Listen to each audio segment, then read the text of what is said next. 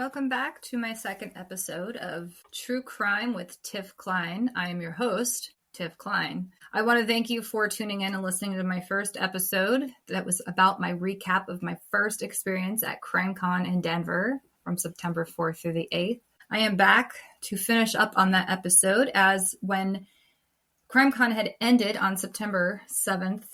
My cousin and I trekked across Denver into Littleton, Colorado to visit the Columbine High School and Memorial. If you're not familiar with Columbine, which most of you are, it was a school shooting on April 20th, 1999, where two students, Eric Harris and Dylan Klebold, entered Columbine High School in Littleton, Colorado, armed with guns and homemade explosives. What followed was a 16-minute rampage that left 13 innocent people dead, 12 students and one teacher, and more than 20 others injured. In this episode, I will tell you about my experience at the memorial that is placed up behind the high school and my experience on the high school grounds. I'll honor the victims, we'll explore the memorial, and we'll talk about the legacy of Rachel's challenge. Columbine High School, again, is located in Littleton, Colorado, and it is still up and active to this day.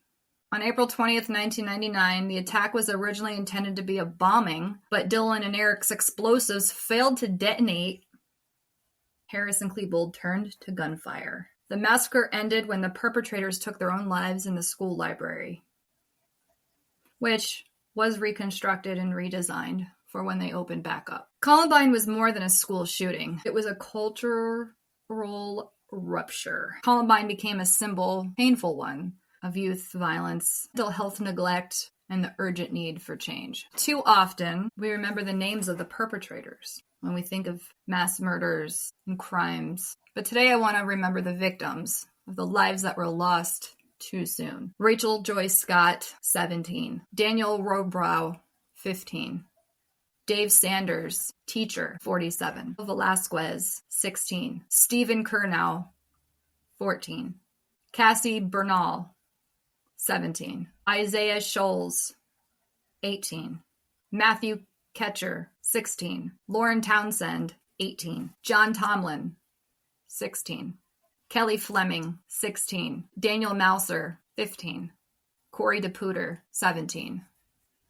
Each of them had dreams, talents, and stories. From aspiring writers to athletes, musicians to future Marines, these were vibrant lives extinguished in a moment of senseless violence. I took an Uber from Union Station in downtown Denver with my cousin all the way to the high school. It was about 6 o'clock at night on a Sunday. Perfect weather, perfect ending at CrimeCon. I got to see sunset over the Rocky Mountains, and it was about 75 degrees with no humidity. And you know when summer's just about over and school's about to start, and you hear those crickets in the sun, and everything's still and everything's quiet. There's a light breeze. That's where it was that day. As we got to the high school, our Uber driver dropped us off at the entrance to the memorial. We walked up a hill where there was a sign that said Columbine Memorial straight. As we approached, there was a long concrete sidewalk circling around with a brick wall that said Columbine Memorial. A little past that, you walk down and around, and there was a big opening of brick walls, 6 waterfalls, 13 memorials, and a big platform in the middle with a ribbon that says Never Forgotten. Surrounding those memorials is a wall of quotes by teachers, by students, by the community. With no specific names, but very haunting and somber quotes that I will read. The memorial is located inside Clement Park, just behind Columbine High School. It's a peace, place, comfort, reflection. And it opened to the public in 2007 after years of planning with community input.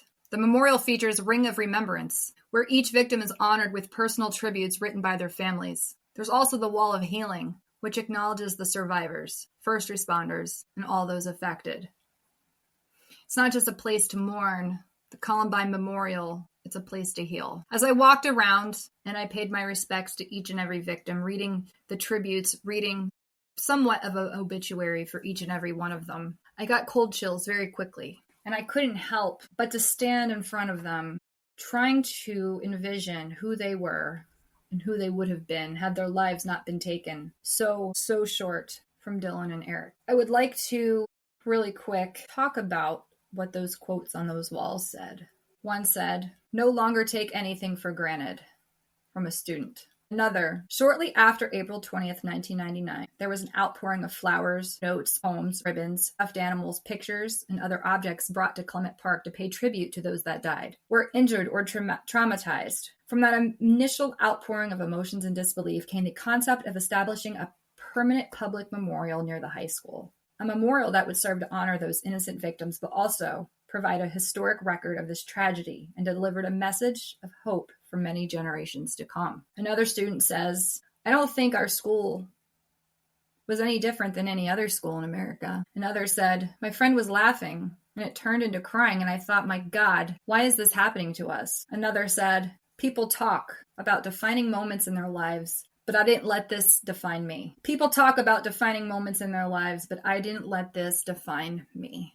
That's very, very profound from a student in high school. Another says, it's still Littleton. It's still home to me. Another student of Columbine said, the hardest part to understand was kids killing kids. A kid my age isn't supposed to go to that many funerals. I think that this caused people to strengthen rather than shake their faith in God. An injured victim's family said, we have the Lakewood SWAT team and Littleton Fire Rescue to thank for saving the life of our son. Dawn Anna said at the memorial groundbreaking ceremony, they're here. Can you feel them? Our angels. Those of us who are people of faith in this community turned to God, found he was there, and found he wasn't silent. Some of the faculty said, the paramedics were actually under fire as they picked the kids up. Rather than a loss of innocence, I've got to hope that something like this encourages us to be better people. A parent said, the definition of normal changed that day. When my mom finally found me, she just couldn't seem to let go of me for the rest of the day. A faculty member said, nobody ever trained for this. We were just teachers doing what we did every day. Nobody ever trained for this. We were just teachers doing what we did every day. Lee Andres, Columbine teacher, said, we dedicate this ground to the memory of the 13. We dedicate this ground to those who suffered physical harm. We dedicate this ground to the students and staff who are at Columbine High School. We dedicate this ground to all of the families, and we dedicate this ground to the community that is Columbine. We are Columbine. President Bill Clinton, at the groundbreaking ceremony, said, Columbine was a momentous event in the history of the country. Even in the midst of tragedy, we've seen the best there is to see about our nation and human nature. A parent said, I'm trying to raise my kids normal even though I'm not normal anymore. Another staff member, the children and Dave are what we need to remember. Another student, the teachers were so amazing. They had such inner strength. They set good examples of how we could all get through it. From another student, I didn't have any answers. A student said, you are a Columbine rebel for life, and no one can ever take that away from you. My dad turned away and cried. Another student said, it brought the nation to its knees. But now that we've gotten back up, how have things changed? What have we learned? A parent said, I hope people come here to this place to think about how they themselves can be better people, rather than come here to reflect on death. A student said, I used to fight all the time with my sister. I used to pick on her a lot. I don't do that anymore. I would be misleading you if I said, I understand this. I don't.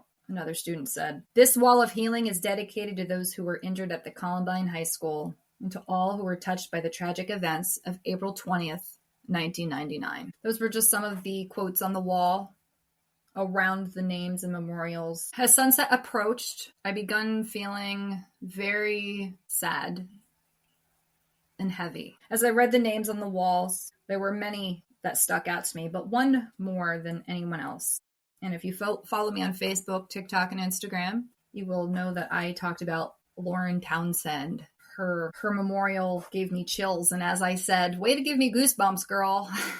A brush of wind just came out of nowhere and blew so hard. My hair was flying and I felt a sense of peace. A lot of these students wrote in journals and had a very strong faith in God and their religion and were profound and all seemed very, I don't know the word, very prophetic, very philosophical, very ahead of their time and almost as if they knew that their time was going to be cut short. It was very eerie. There's a part in Lauren's memorial on her stone that says, there is so much going on here than we realize. I do think humanity is losing touch with itself and their relationship with their surroundings. Unfortunately, it usually takes a huge trauma to get people to realize what is important. And I feel That is, I am not afraid of death, for it's only a transition. For in the end, all there is love. That gave me goosebumps. And with what's going on in the world today with Charlie Kirk and the men hanging in Mississippi and all the violence and evil, it seems we haven't learned anything. And we could have hoped since Columbine that things were going to get better. There would be less mass shootings in schools.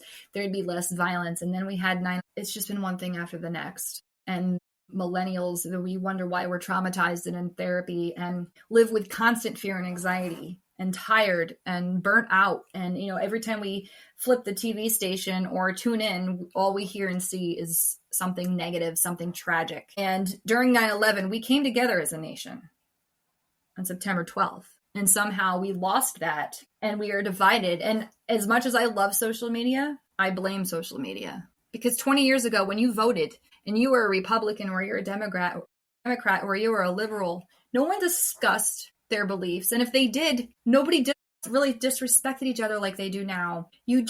This is who you voted for, this is your belief, and you went on with your day. Now it's sickening, it's disheartening, it's disgusting, it's separating us. When I got to Columbine, I did not want to think of the murder. I didn't want to think of Eric and Dylan shooting, but I couldn't help it. When you're there, it's a whole different experience than what you see on TV. What always sparked my interest in Columbine is when I was in 7th grade. Rachel Joy Scott, one of the victims, her parents started Rachel's Challenge. She was the first victim of the shooting, and the story didn't end with her death. In fact, Rachel left a very impactful movement, a chain reaction, if you will. I remember being in my gym in 7th grade, and I want to say it was the year 2000, 2001.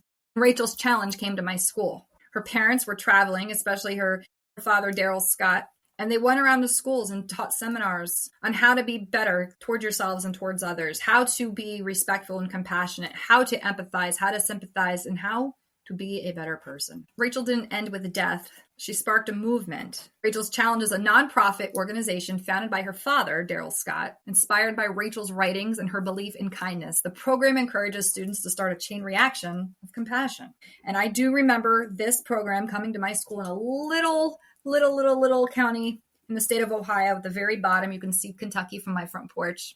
And I just remember watching a video of school bullying and guns. And I believe they did show something on Columbine, but the whole overall message was to be better towards each other. And I remember the gym, I remember the students crying, and I remember just feeling so heavy that students' lives were taken for no reason at all. Rachel's Challenge is now one of the most impactful school-based programs in the world, reaching millions of students and educators. Through assemblies, clubs, digital content, Rachel's Challenge helps prevent bullying, suicide, and school violence by changing hearts. Rachel once wrote, "I have this theory that if one person can go out of their way to show compassion, it will start a chain reaction of the same." That theory of Rachel's became a movement. And I'm getting cold chills right now because I had followed that and that stuck with me since 7th grade, and I'm 37 now. And I had her book that I bought there. It had a cross on it and tears, and it was just her journal entries and her relationship with God and her faith. Again, her quote was, "I have this theory that if one person can go out of their way to show compassion, it will start a chain reaction of the same." Columbine was a tragedy, but it also became a catalyst for change, for remembrance, for compassion. I'd like to honor the lives lost, not just with silence, but with action. I would love to see people be kinder, to listen more. And just remember that healing begins with empathy. I was moved by Rachel's Challenge, but I was moved by everything with Columbine.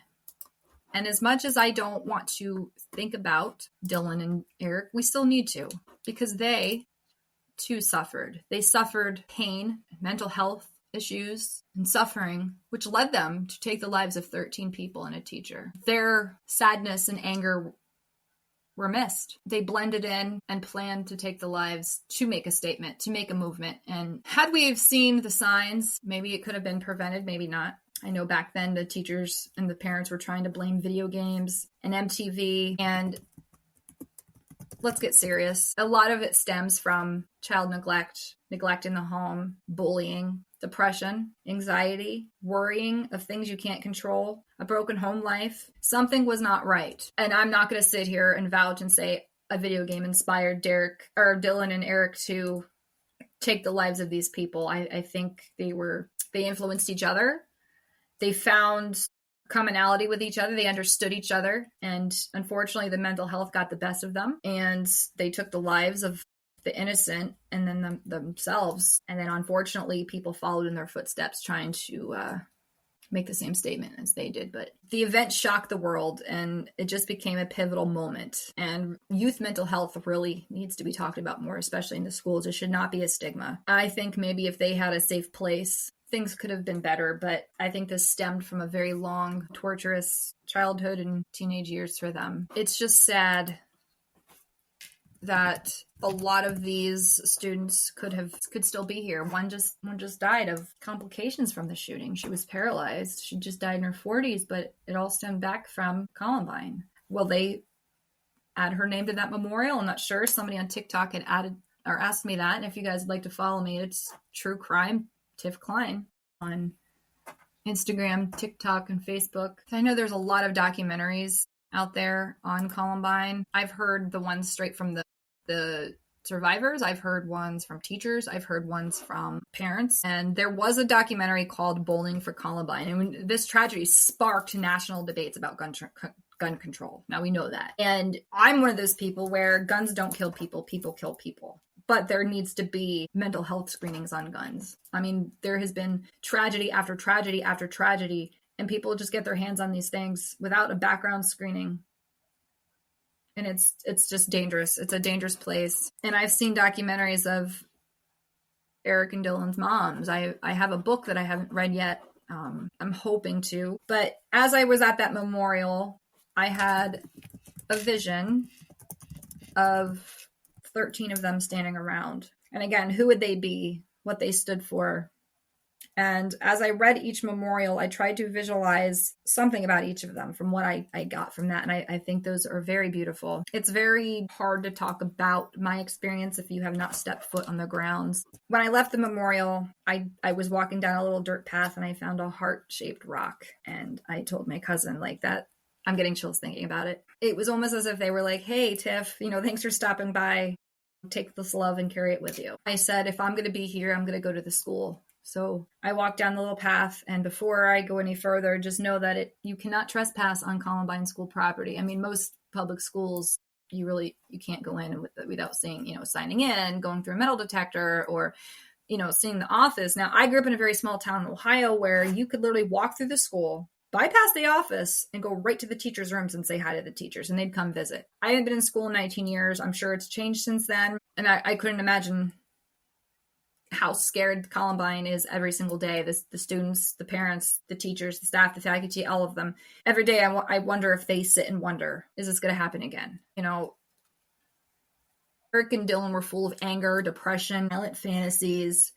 They left behind journals and videos that revealed their motives, some rooted in revenge, others in desire for notoriety. And like I said, the media initially blamed bullying and violence from video games and MTV, but there was a more complex psychological issue going on with both of them. And I think they just found that comfort in each other and influenced each other more. And it just got into this dark spiral of things that were out of control. So when we started walking through the parking lot, it was on a Sunday evening. There were some sports practices going on. I think tennis, maybe basketball. As I was getting closer and closer, I started feeling more heavy and it felt more real. And I'm a very ballsy person. So I was like, you know what? I'm here and I'm going to go up to the school. So I walked up to the picnic area in the front of the school where you can sit outside, do your homework, eat, hang out with friends. They have little tables and, it's like round tables with benches hooked around them. And in the front of the school, there's this big window with a Columbine flower. And then over to the left, there's an arch and the front glass double doors. Now the double doors you may recognize from TV.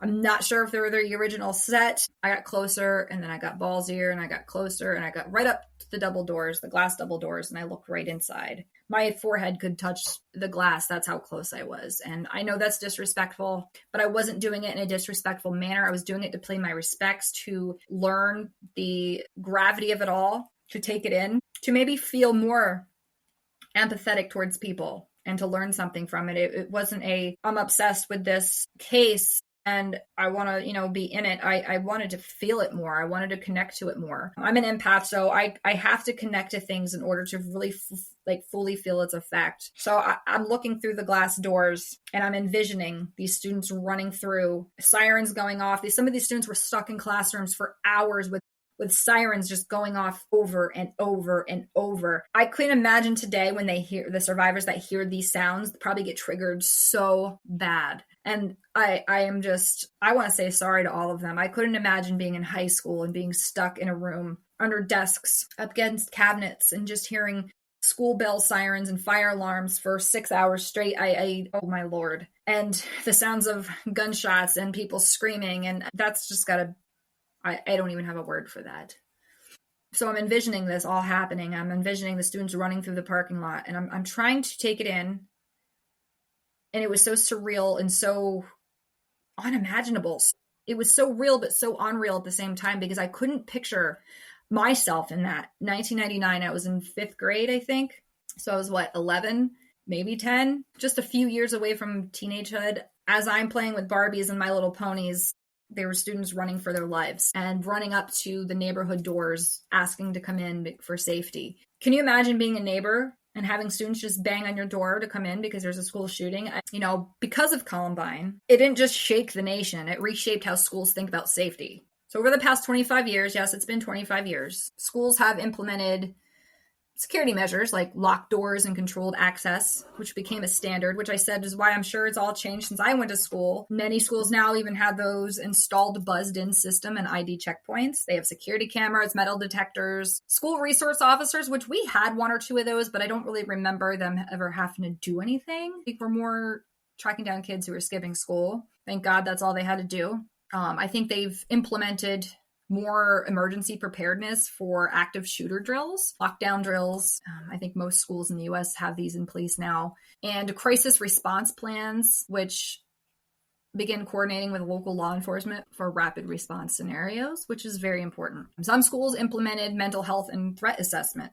So post-Columbine, right, there was a push for mental health services in schools with counselors and psychologists. And many school districts adopted threat assessment protocols to identify and intervene with students showing signs of distress or violence, right? So with the school climate and prevention, they're, with this Rachel's Challenge and, trying to implement positive school climates, anti-bullying, which that did really go across the country. I do remember that. Social emotional learning, they had to be more aware of themselves. Some states passed laws that encouraged character development and peer support initiatives, and it reduced isolation and aggression. And the policy and legislations, states began passing laws focused on both prevention and preparedness. This most lean toward hardening schools rather than addressing root causes. Unfortunately, the federal government formed commissions like the Federal School Safety Commission, the FSSC, and it recommended its best practices.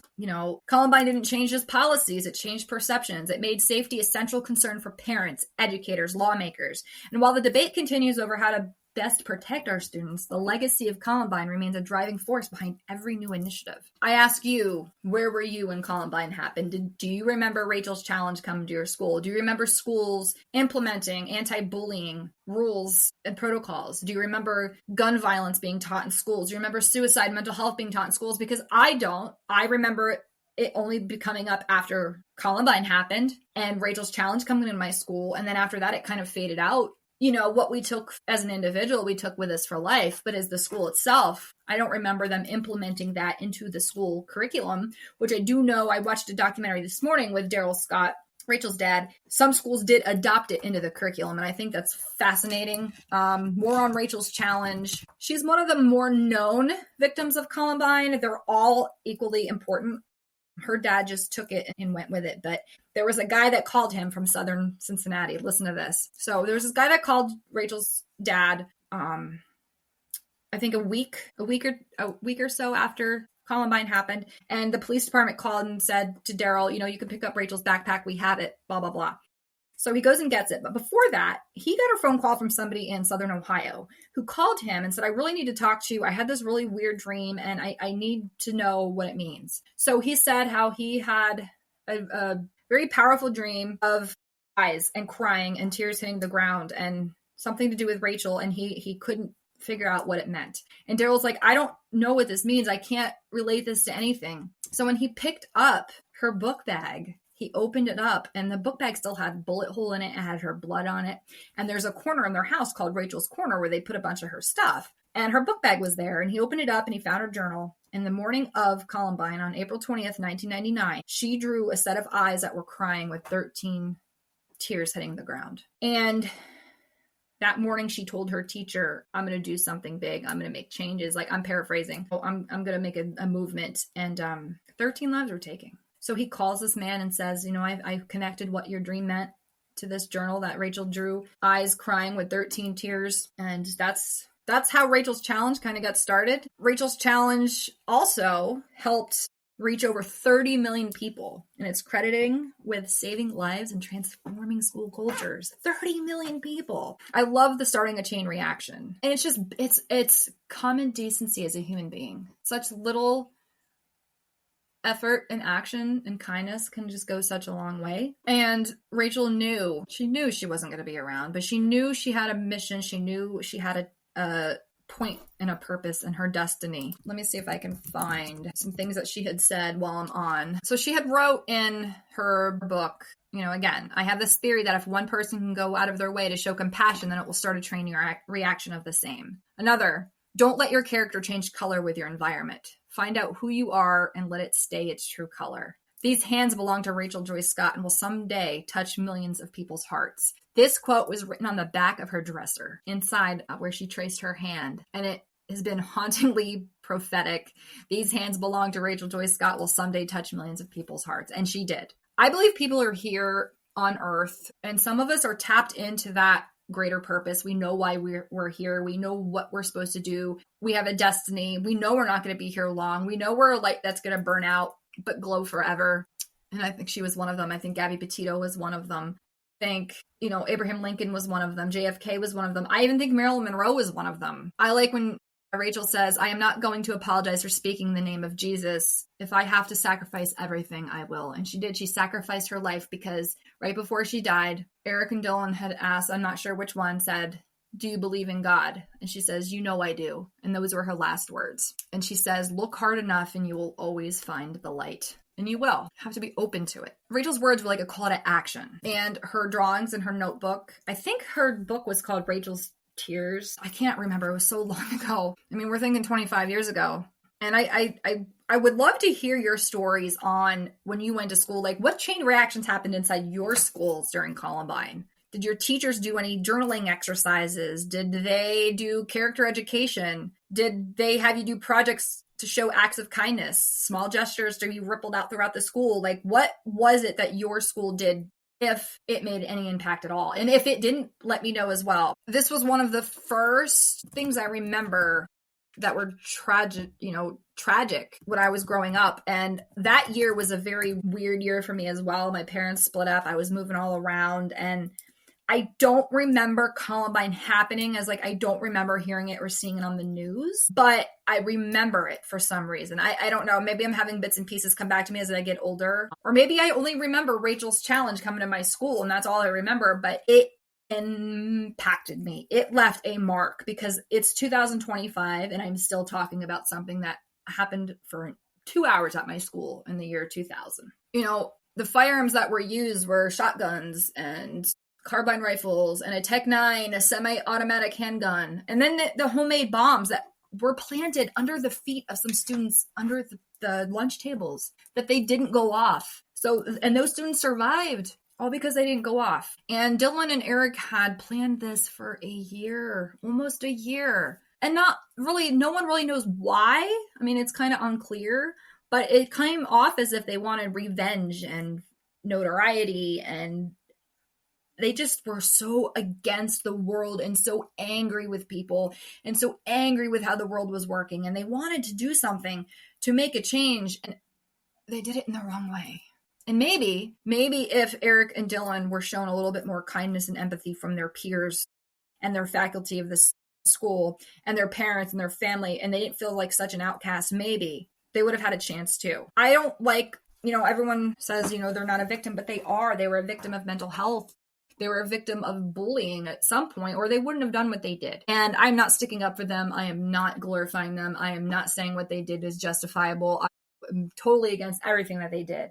I'm just saying maybe if they were shown some compassion and empathy and kindness, a chain reaction would have started. And I don't know. I wasn't there. I didn't go to school. I know some people said that they were really nice and some said they kept to themselves. So I'm not sure what happened, but I'm going to go ahead and say it had to do with the home lives. And it probably had to do with how school politics are. If you ever have the chance to go to Littleton, or you're in Denver or Boulder, please, I highly encourage you to at least make it to the memorial, which is free to the public. It's in Clement Park. It is a little rough to get on the school property, and I shouldn't have done what I did, but like I said, I walked up to the glass doors. I peeked inside. I didn't open the doors. I didn't try to go in.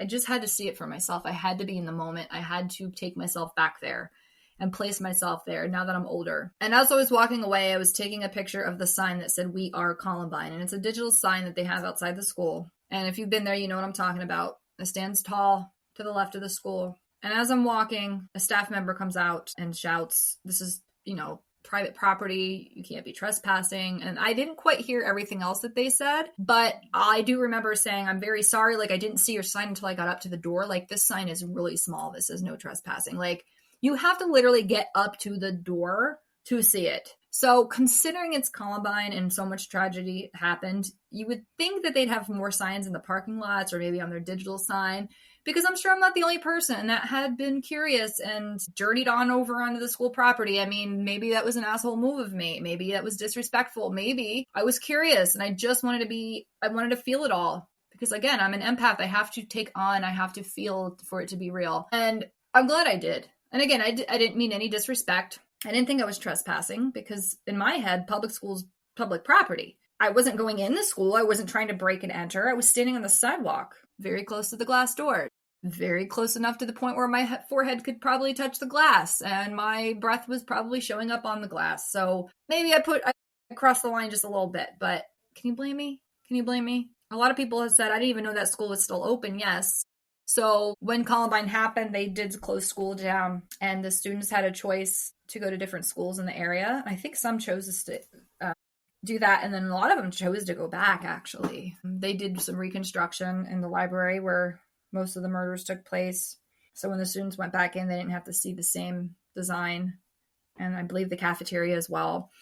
And a lot of the same staff members went back. The principal, I believe, who is still there, or if he may have just left, but they were proud to be Columbine. And I couldn't imagine. I'm sure they had to switch the speakers, like the sound of the bells and the buzzards and the fire alarms too, because those same sounds could have triggered.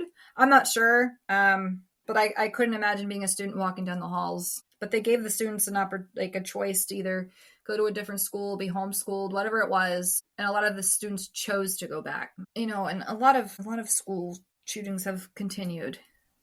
And I hate it. But less on the tragedy, back to the victims. I want to talk about some dreams, quirks, and stories that I think deserve to be remembered with these victims. Rachel Joyce Scott was a budding writer and actress known for her compassion and faith. Her journals inspired Rachel's Challenge, which we just discussed. Daniel Mauser, a shy, intelligent student who had just joined the debate team. He once challenged a politician on gun laws. Kelly Fleming, 16-year-old quiet girl who loved writing poetry and dreamed of becoming an author. David Sanders, the 47-year-old teacher, a beloved teacher and coach who died a hero, helping hundreds of students escape before being shot. There was just a little bit on a few of them. Each story is a reminder of the lives that were lost and the ripple effect that they left behind. There were so many students and so many stories, and I wish I could have met each and every one of them and see who they are, who they would have been, who they were.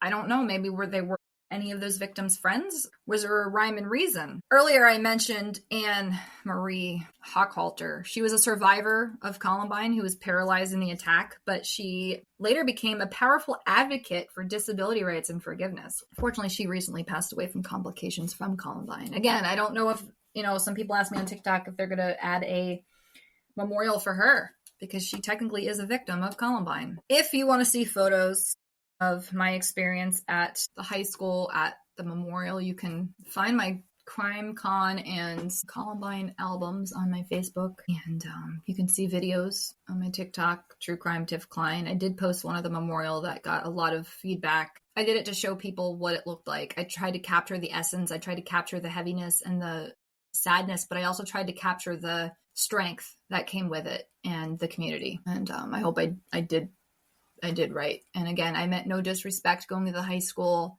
I would have never tried to go in.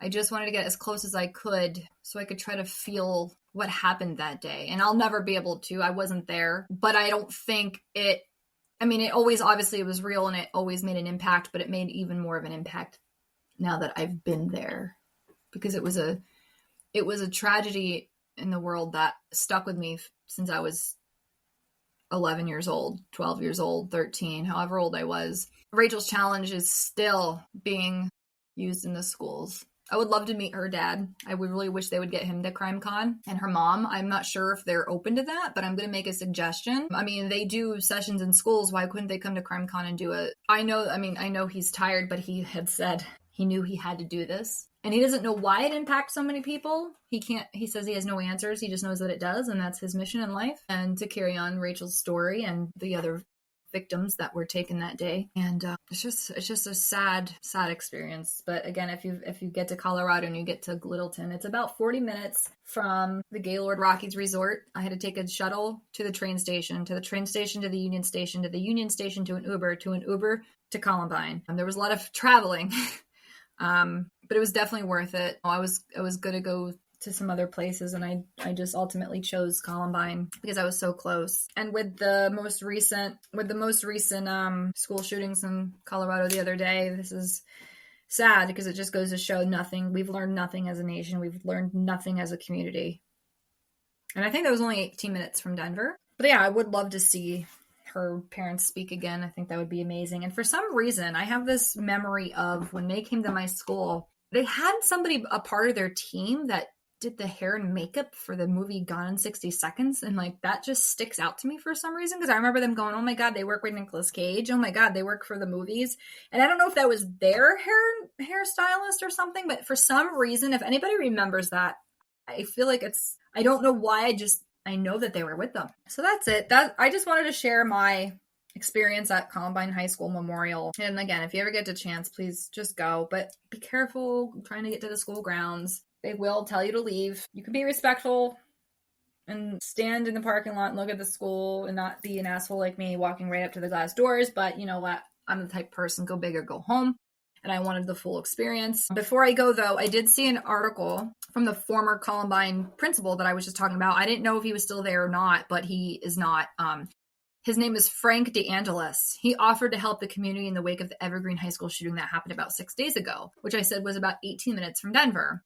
When tragedy struck Evergreen in Colorado, a student opened fire, critically injuring 2 students before turning the gun on himself. And the community was looking for ways to move forward. And the former principal of Columbine, Frank DeAngelis, said the shooting hit close to home, and like no pun intended, because it was literally 18 minutes from Denver. He said he started getting texts for thoughts and prayers and people thinking of him, and you know, everything was just coming up from the community. And he was a staff member of Columbine for 35 years, and I'm just finding out he retired in 2014. I thought he was still there, but I'm sure in that community there was a lot of triggers and a lot of sadness and a lot of fear, but he wanted to help his community. And now he's focusing on the DeAngelis Center Foundation and guiding other schools and districts after tragedy. So I think, you know, that's his purpose. He is helping other schools after they unfortunately deal with tragedy. But yeah, that's it. I'm going to sum this up. And this is my second episode, so I'm still learning the kinks and working things out. And I appreciate you listening. Hopefully in time it will sound better, look better, because I'm going to start making videos too. And hopefully I grab your attention and you stick with me. And I appreciate you listening as always. If you have a second, I would like to give a shout out to my dear friend, Nick Gaylord. I met at the second annual Gabby Petito fundraiser. He actually interviewed me on his podcast, which was the first time I was ever on a podcast, believe it or not, this past June. And I just had so much fun. I put the headphones on and I got a mic in front of me, and it was like I was made for this. And I work in the radio, so like getting on a microphone doesn't always, you know, it doesn't bother me. Talking in front of people doesn't bother me. I got over all that. But we talked for about a half hour, and we could have talked all day. And he recorded me. If you go to Our Dead Dads podcast, it's episode 53. He was at the Gabby Petito golf fundraiser, and I'm about an hour in right after Joe Petito. If you guys want to give it a listen, listen to the whole episode. You have Mary Wickman, which was Gabby's grandma. You have all of Gabby's parents on there, I think, except Jim. I know Nikki was on, Tara was on, Joe was on. I don't think Jim was on. If he was, it was in the beginning. I can't quite remember. I'm sorry, Jim. And please go to Apple and give him a rating and review. He is amazing. He helped me. He was so generous and kind with sharing his experience and education with podcasts, and gave me a list of things I needed to get mine started. And I wouldn't be sitting here talking to you right now had I not met him, because he finally brought it all together for me. I had the idea, I had the vision, but I didn't know how to kind of bring it together. And then my brother Hunter, who is a sound and tech person, he helped me order everything from that list that Nick had given me and helped me set it all up through FaceTime with wires. I am just blessed. But please give Our Dead Dads podcast a listen. He is rebranding and he'll be relaunching soon. But you can find him on Apple, Spotify, iHeart, Our Dead Dads podcast. It's a grief podcast. But it's not just all sadness. It's just life, right? So give him a listen. Like I said, you can tune into episode 53. He's talking to Gabby Petito's parents, and I'm about an hour in if you're interested. And we talked about my experience with domestic violence, which will be my next episode next week. Stay tuned. I'm going to freelance this one. I'm not going to write anything ahead of time. I'm not going to prep. I'm just going to talk, and hopefully you will listen. So with that being said, I am out. Please look up Rachel's challenge. Please send me an email at truecrimetifkline@gmail.com. That's Klein with a K, K-L-I-N-E. truecrimetifkline@gmail.com. True Crime Tiff Klein on TikTok, Instagram, and Facebook. Again, that's Klein with a K, K-L-I-N-E. I love to connect. Please DM me. I want to know your stories about Rachel's challenge, about the Columbine High School, how it impacted you, your school, if it did or if it didn't. Thoughts on Columbine. If you've been to Columbine, I'd love to hear back from you. And I did buy my Las Vegas CrimeCon ticket for May. I caved, guys. Oy. This is going to be an expensive venture the rest of my life. I can see it. But thank you for listening. And I'm going to end this with Rachel's challenge. Just be nicer. That's a Gabby Petito quote too. Just be a nicer person and start a chain reaction, like Rachel said. You don't know how far something so little can go. Just a simple smile, a simple hello, a simple, how are you doing? Just be kind. Rise to the challenge. Just rise to the challenge and be kind. 30 million people have been impacted by Rachel's challenge. How awesome. 150 lives saved annually. And 9 school shootings have been averted because of Rachel's challenge. Just start a chain reaction. Just be nice, help people, be kind, be empathetic. Treat others with the golden rule. Treat others how you want to be treated. I mean, it's really simple, right? Remember what she said. If one person can go out of their way to show compassion, then it will start a chain reaction of the same. Start a chain reaction. Be a voice. Be a voice for the voiceless. Help people. Speak the truth. Stand up for what's right. If you see something, say something. Have integrity and be a good person. Start a chain reaction.